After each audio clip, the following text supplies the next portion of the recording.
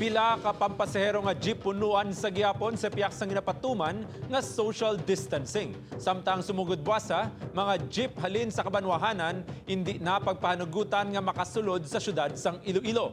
Si John Sala nakatutok live sa MacArthur Drive, Quintinsalas, Haro. John? Said bangod sa kakulang sang alkohol kaga face mask sa merkado, isa sa mga alternatibo para makalikaw sa COVID-19 amo ang social distancing. Lakip na ang social distancing sa mga pampubliko nga transportasyon apang pila sa gihapon ka mga jeepney drivers ang salawayon. Bilang precautionary measure sa paglaptas ang COVID-19, ginapatuman subong sa mga pampubliko nga transportasyon kaangay isang jeep kag bus ang social distancing kag ang paglimita sa mga pasahero. Apang talulupang doon nga sa piyak sini, punuan sa gihapon ang pila ka mga jeep nga halin sa bus terminal sa Buhang Haro.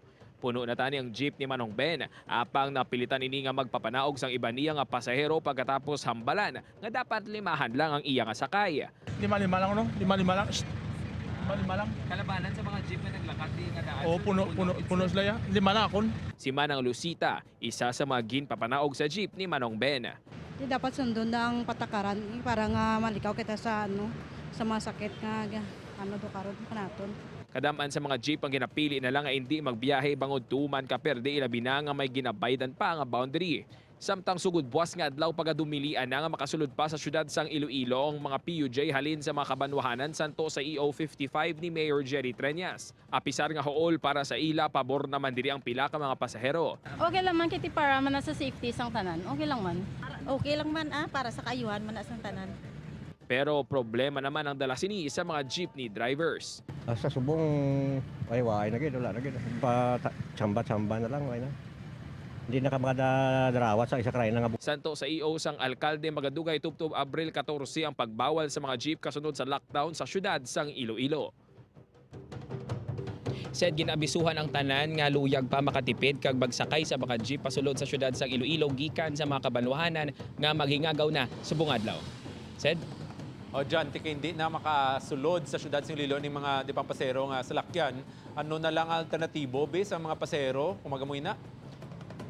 Said mayara sa napulo ka mga buses nga i-provide ang city government para sa mga frontliners for free ini. Sarang man sila makapick up sa mga pasahero sa dalan, apang i-observe sa gihapon ang social distancing kag mabayad lang sa 10 pesos. Ang mga jeep naman said hilway nga makasulod sa syudad sang Iloilo, pero ang mga jeep lang nga nagakarga sang goods. Liwato nato na ang mga jeep lang nga nagakarga sang goods kag hindi ang mga pasahero.